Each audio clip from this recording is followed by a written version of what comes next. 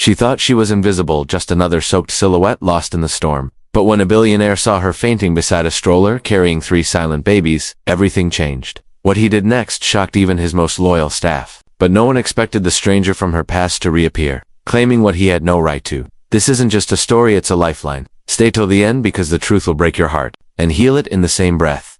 Asterisk, the Boston sky had been crying since midnight. Sheets of cold April rain lashed the streets, turning sidewalks into rivers and crosswalks into battlegrounds of umbrellas and rushing boots. In the heart of Beacon Hill, traffic lights blinked lazily through the fog, and only the most desperate souls still roamed outside. Among them, barely seen, was a woman.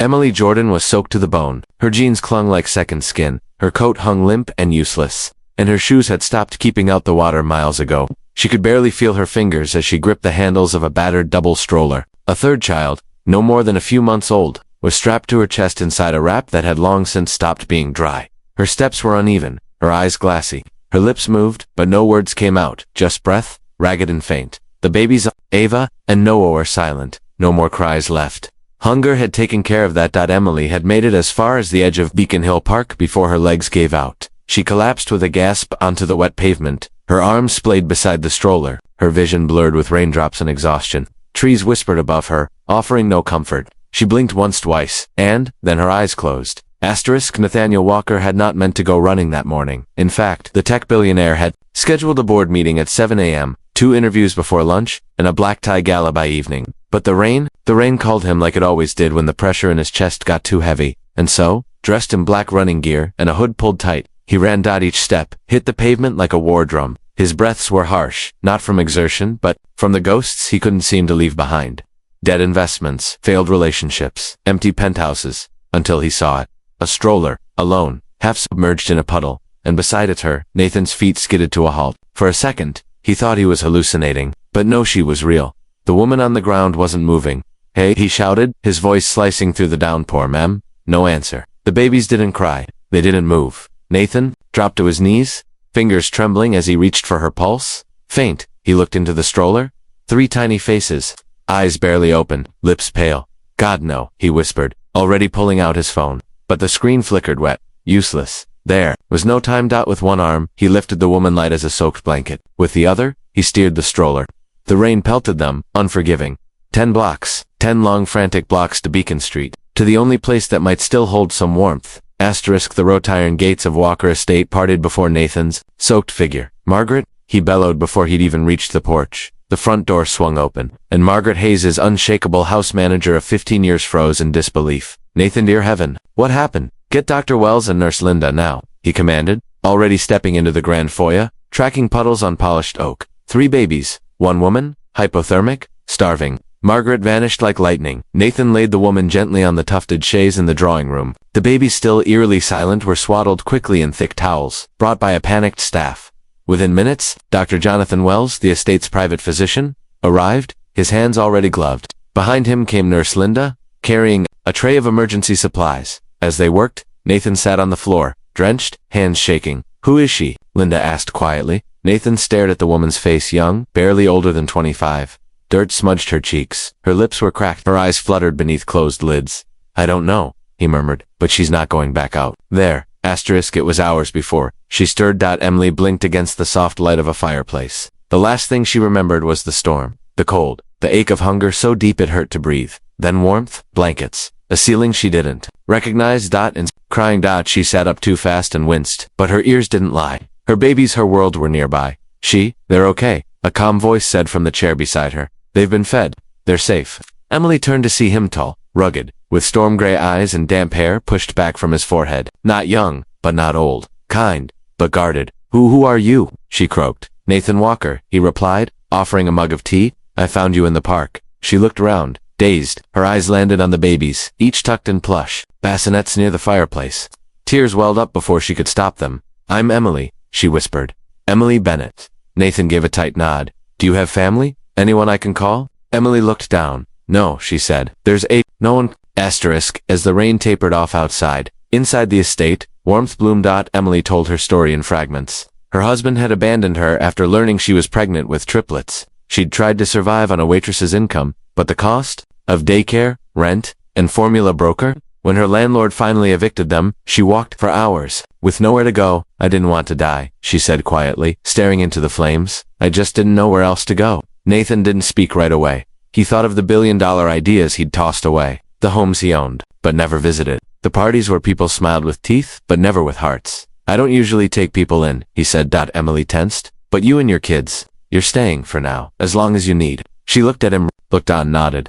Thank you. But even then, somewhere outside the mansion gates, someone else was watching, someone who recognized the face now broadcast on every local news outlet, unknown mother, and her triplets rescued by billionaire tech CEO, someone who knew Emily's past wasn't buried. It was waiting. Asterisk, the sky had cleared, but something heavier than rain hung over the Walker estate. Emily stood on the wide stone balcony just outside her temporary room, arms wrapped tightly around herself. From here, Beacon Hill stretched out like a painting cobblestone streets, blooming dogwoods, and the scent of spring trying its best to erase the memory of the storm. But for Emily, the chill hadn't left. Inside, her children slept soundly in the softest cribs she'd ever seen. Nathan had insisted on bringing in pediatricians, baby nutritionists, even a sleep consultant. Every diaper, bottle, and blanket was provided without question. But Emily had questions, so many of them. Why would a billionaire take in a total stranger? And her 3 babies. Why wasn't he asking for anything in return? And why did he look at her sometimes like he recognized something, not her face, but the weight she carried? Nathan had been nothing but kind, respectful, quiet, but he moved like a man always waiting for something new. Disaster, maybe forgiveness. And deep down, Emily sensed this wasn't just about a rescue. She was still standing there, trying to make sense of everything. When Margaret approached, Miss Bennet, the older woman said gently, holding a tray of tea. He asked if you'd join him in the library. Only if you're feeling up to it. Emily hesitated, then nodded. Of course. The library was grand, like the rest of the house. Floor-to-ceiling shelves lined with books no one had probably read in years, a fireplace softly crackling, and Nathan, standing by the window, hands tucked into the pockets of a sweater that didn't quite hide how tired he looked. He didn't turn right away. You slept well? Yes, thank you. The babies too. Good, he said simply. Then, quieter, I've been thinking. She sat across from him, unsure where this was going. I run a foundation, he began. It supports women's mothers, mostly trying to rebuild. Housing, education, legal support, but I've never had someone living here, in my home. Emily's heart tightened. Was this the moment he told her it was time to go? I don't want charity, she said, quickly, almost defensively. If you'll help me find work, I'll take it. I can wait tables, clean, anything. Nathan looked at her then, really looked. You're not a project, Emily, he said. I'm not offering you pity. I'm offering you a chance. She could respond. A knock echoed through the grand hallway. Margaret's voice followed. Mr. Walker, there's someone at the gate asking for Miss Bennet. Nathan's brow furrowed. Did he give a name? No, sir. Just said he needs to speak with her, urgently. Emily's breath caught. Her body stiffened. No, she whispered, shaking her head. No, it can't be. Nathan stood immediately. Who is it, Emily? But she didn't answer. She couldn't. Her legs were already moving, her feet already backing away from the door, as if by instinct. She knew that voice. Even through the intercom static, even from behind the gate, it was a voice she had prayed she would never hear. Again, Nathan moved fast, signaling for security to monitor the gate from the surveillance room. Cameras flickered on, revealing a man in a dark coat standing stiffly in the rain-muddied street, hands tucked into his pockets like he owned the ground he stood on. Is that someone you know? Nathan asked again. Emily nodded slowly. Her voice was barely more than a breath. That's Jacob. Nathan frowned. The children's father. She hesitated, and then whispered, No, he's worse.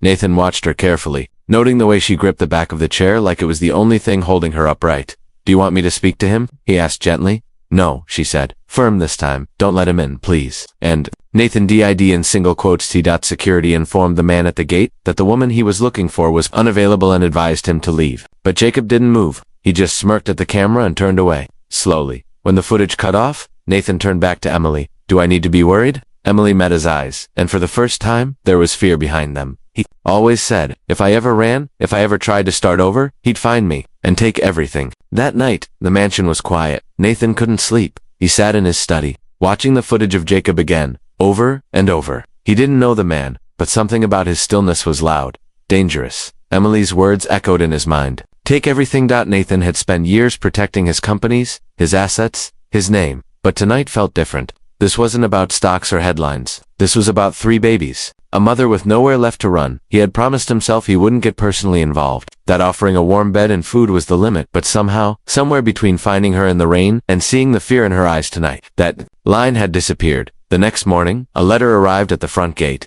No return address. No sender. Just a single envelope with Emily's name on it. And a folded document inside. A petition for full custody of the children, and beneath that, Jacob's signature. The man who was not their father. Nathan stared at the paper. Something burning in his chest. He had spent a lifetime building empires, defeating enemies, navigating lawsuits worth billions. But this was personal, and he wasn't going to let a stranger destroy the fragile peace Emily had only just begun to feel. Not in his home, not on his watch. What none of them knew yet was what Jacob had brought with him, a lie, a dangerous one, that could unravel everything. And the courtroom wasn't ready for what would come next. Because Emily wasn't the only one with secrets, so was Nathan, and the moment the truth was revealed, nothing would ever be the same. The storm was over, but the real thunder was just beginning to roll in quietly. Behind legal doors and whispered threats, Emily stood by the nursery window, her eyes never leaving the soft rhythm of her baby's breathing. In this peaceful room, life felt almost normal, but beneath that calm surface, her world was unraveling again. The letter hadn't just shaken, her head had ripped open everything she tried to bury. Jacob hadn't come to apologize. He'd come to claim what was never his.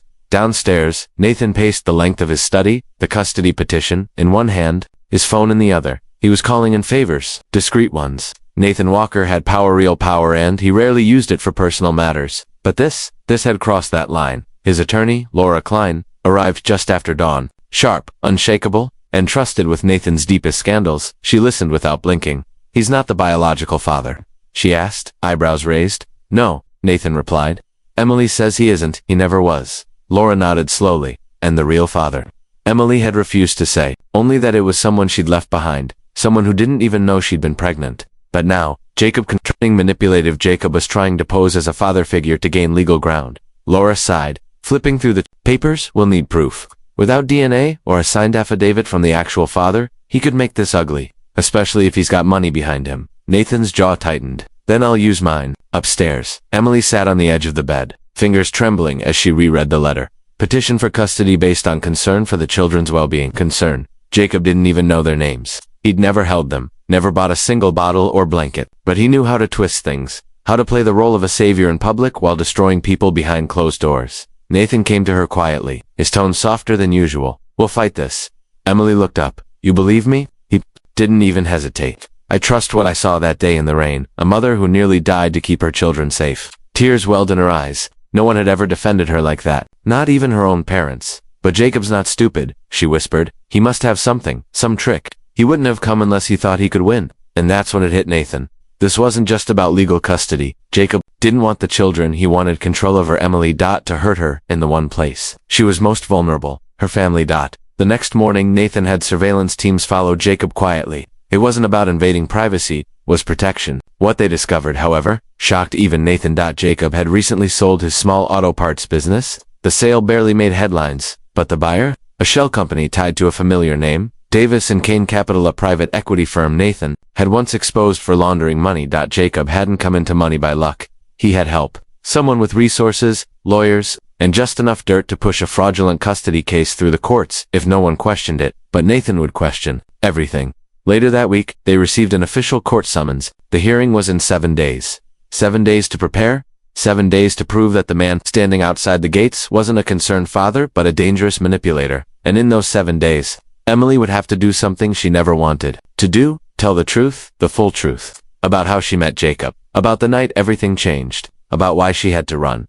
The babies stirred in their cribs, and she kissed each one gently. "Mommy's not running anymore," she whispered. That evening, sitting in Nathan's study, she finally told her story. "I met Jacob when I was 19. I thought he was charming, older, confident. I didn't realize until it was too late that he wasn't interested in love. He liked control. He isolated me, said no one else would ever love me, that if I left, he'd ruin me, and the worst part, I believed him." Nathan sat in silence, letting her speak without interruption. "I left when I found out I was pregnant, but the babies weren't his. He never even touched me during those last months. I got away, disappeared. I thought I was safe." She turned to Nathan, eyes glistening. "But safety is an illusion when people like Jacob have power." Nathan leaned forward, his voice steady. "He's going to learn that power doesn't mean righteousness."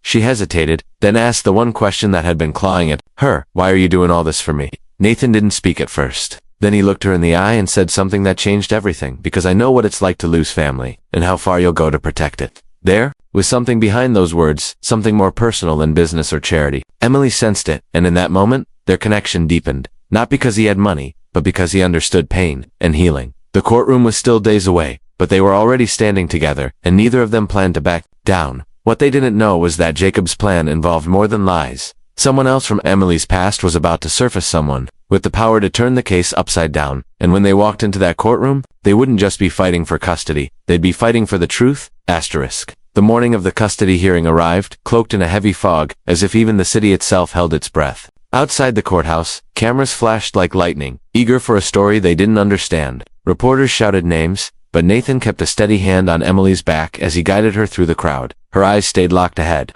She couldn't afford to show fear. Not today. Inside the courtroom, everything felt cold. Polished wood, neutral walls, a judge whose expression gave nothing away. But what chilled Emily most was the presence of Jacob. He sat across from her, smug in a tailored suit, flanked by lawyers in sleek gray suits. He offered a thin smile that didn't reach his eyes. A smile she remembered too well, but the real shock came when the door opened again, and a woman entered. Tall, elegant, early 40s. She walked with quiet authority, whispered something to Jacob, then took a seat beside his attorney. Emily's stomach turned. She knew that face. Dr. Celia Rourke, a former family therapist, one Emily had trusted once. Nathan leaned in. You know her? She's the one Jacob forced me to see when things got bad, but she never believed me. Nathan's jaw tightened. She's testifying for him. Emily nodded slowly. She used to say I was paranoid, that Jacob just wanted to help, but she never saw what he was like when we were alone. The judge called the court to order. Opening statements began, polite and professional on the surface, but underneath daggers, Jacob's lawyers painted a portrait of concern. A struggling single mother, living off the grid. An unknown father, no income, no stability. Then they introduced Celia. Her voice was smooth, rehearsed. Emily displayed erratic behavior. She often accused Jacob of things without evidence. I once saw her break down during a session, accusing him of tracking her through her phone. Emily flinched. It was true, but it had happened. They just didn't believe her back then. The courtroom felt like it was slipping through her fingers. Even with Nathan's support, how could she fight a battle where her truth sounded like fiction? But then something unexpected happened. Laura, Nathan's attorney, stood up calmly. Dr. Rourke, did you document these accusations? Yes. Is about not money, not claims, but who stood by those children when no one else did. The judge took a long pause. Ruling will be delivered tomorrow morning, she said finally. The courtroom emptied, but the storm inside their hearts had just begun, because what neither Nathan nor Emily knew was that someone had been watching the entire case unfold from the back row, and that person wasn't just from Emily's past. They held the truth about the children's father, a truth that could append everything. The morning light slanted through the courthouse windows, casting long golden beams across the polished floors. It should have felt like hope, like a fresh start. But Emily couldn't shake the feeling that something was coming. Something she hadn't prepared for. Nathan was calm, sipping his coffee and scrolling through his notes with quiet focus. He always looked like he had a plan, like even chaos couldn't touch him. But today, even he seemed a little tense. The judge was due to deliver her verdict in just over an hour. I barely slept, Emily whispered, adjusting the collar of her coat. You held your ground, Nathan said gently. No matter what happens today, that matters. But just then, Margaret, Nathan's house manager and trusted confidant, stepped into the waiting room, her face unusually pale. There's someone here asking for you, Mr. Walker, and for Miss Bennett. Emily's heart skipped. Who? Margaret hesitated. He says he has proof the children aren't Jacob's. Says it's urgent. Nathan stood immediately. Where is he? Downstairs. Private meeting room. He wouldn't say much more. They followed Margaret down the winding hallway, past security, and into a quiet side room. A man stood near the window, dressed in a clean but worn coat, a manila envelope clutched in his hands. His eyes were tired but kind. Are you Emily Bennett? He asked. Emily stepped forward slowly. Yes. My name is Dr. Adam Vance. I worked at the rural clinic outside Portland. 4 years ago, you came in under an alias. You were pregnant, terrified, said you needed prenatal care, but couldn't give your real name. Emily gasped. I remember you. I didn't think you'd remember me. I never forgot you. You left in the middle of the night. I worried something happened. He held out the envelope. This is why I came. After I saw your face on the news, I checked our old backup files. I found this. Nathan stepped forward and opened the envelope. Inside were signed medical reports, DNA paternity testing, done privately by Emily at Dr. Vance's clinic. Legal or not, they were real, and they were clear. Jacob Langley was not the father of Emily's children. Nathan looked at Dr. Vance. How sure are you that this will hold up in court? These are time-stamped, notarized by our nurse practitioner. It's not just irrefutable. Emily sat down hard, emotions surging up from places she'd buried. Why now? Why would you come all this way? Because someone needs to tell the truth, he said simply. And because I never forgot how scared you were, and how much you loved those babies, even before they were born. They returned to the courtroom moments later, Dr. Vance quietly escorted by one of Nathan's lawyers. The judge entered, and the air thickened with silence. Just as she was about to speak, Laura stood. Your Honor, with the court's permission, we request the admittance of newly surfaced evidence that may change the direction of this case. The judge raised an eyebrow. Proceed. Laura submitted the DNA evidence. Gasps erupted across the room. Jacob's lawyer scrambled through paperwork, whispering in panic.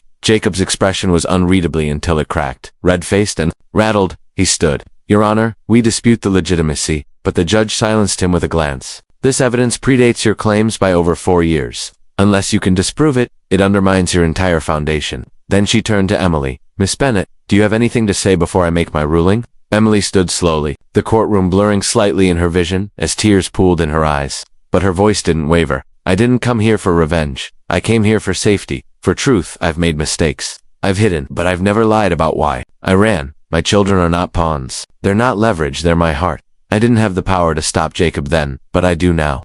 The judge nodded solemnly. In light of the new evidence and testimony, full custody of the children is granted to Emily Bennett. All claims by Mr. Langley are dismissed. The gavel struck. Emily's knees nearly gave out. Nathan caught her just in time, steadying her as cheers rose softly from the gallery, but as they stepped out into the hallway, a chill returned, because the man who had watched silently from the back row stood up. He approached slowly, holding a letter. I don't mean to intrude, he said. His voice was low, unfamiliar, but not unkind. My name is Marcus Holt. I am here because I believe I'm the children's biological grandfather. Emily froze. What? Marcus looked at her, then handed over the letter. My son, Daniel Holt. He was a firefighter, killed in the line of duty 5 years ago. I just found out from someone in the old clinic that he may have fathered children before he died. The dates, your name, it all lines up. Emily's world tilted. Daniel, the man who had helped her escape Jacob. The man she had loved. She hadn't told anyone. About him, not even Nathan. It was the last piece of her secret life.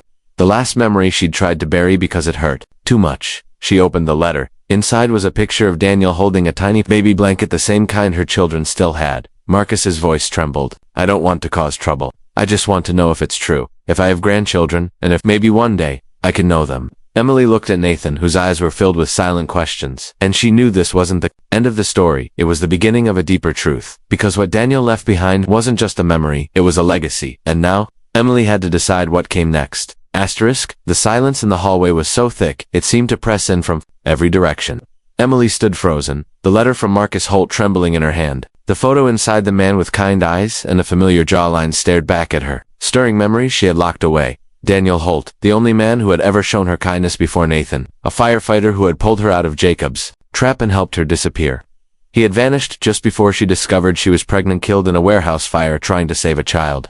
She had never told him about the babies. She had never told anyone, and now his father stood before her. I didn't come to claim anything, Marcus said gently, his voice soft but earnest. I didn't even know about them until last week. A nurse who used to work at the clinic. She remembered you. She saw the news and reached out to me. I just want to do right by my son, if there's still a chance. Emily's mind spun. Everything was finally starting to settle after the courtroom victory. She had her children, she had safety, she had Nathan, and now another ghost from her past wanted to step into the light. Nathan placed a hand on her back, grounding her. You don't have to decide anything right now, he said. But Emily looked at Marcus. Egan really looked at him. He wasn't like Jacob. No manipulation in his eyes. Only grief, and maybe hope. Would you like to meet them? She asked, barely above a whisper. Marcus's eyes welled up. Only if you feel it's safe. I would never hurt them. Emily nodded. Then come by tomorrow. We're home now, really home. That night, after the kids were asleep, Emily sat on the terrace wrapped in a blanket. The Boston skyline twinkled in the distance, but her eyes were fixed on the stars. Nathan stepped outside, 2 mugs in hand. He handed her one and sat beside her without a word. For a while, they didn't speak. Then Emily asked, Do you think I'm making a mistake? No, he said without hesitation. You're giving your children what you never had. A full story, and a chance to love more people. But what if it opens doors I worked so hard to close? Nathan turned to her. You closed those doors to survive. Now, maybe, you're strong enough to open them not for yourself, but for them. She leaned her head on his shoulder. You always know what to say. I just listen. They sat that way for a long time, the soft hum of the city in the distance. The next day, Marcus arrived with a stuffed bear and a photo album of Daniel's childhood. He didn't overwhelm the kids. He didn't cry. He simply knelt down and said, I'm a friend of your mom's. I knew your daddy a long time ago. Emily watched her children, usually shy around strangers, draw toward him with a strange calmness. As if, somehow, they sensed something deeper. After they played for a while, Marcus gently asked Emily if he could leave something behind. He opened a small velvet box and showed her a silver chain engraved with Daniel's badge number. It was his, he said. He never took it off. I want them to have it. Maybe not now, but one day. Emily nodded, taking the box with trembling fingers. Thank you. Days turned into weeks, and the world around Emily began to feel real again. No threats, no running, just living. Her children laughed more. They slept through the night. And Nathan, he had become more than a protector. He was a partner, a pretty, steady presence in the chaos. One evening, as the sunset painted the sky with gold and lavender, Nathan brought her to the back garden. The twins toddled around the grass. Her youngest, Lily, chased a butterfly with giggles, so pure they made Emily's chest ache. I have something to ask you, Nathan said, pulling something from his pocket. Her breath caught. But it wasn't a ring. It was a single key. To what? She asked. To the cottage up north, on the lake. I bought it last week.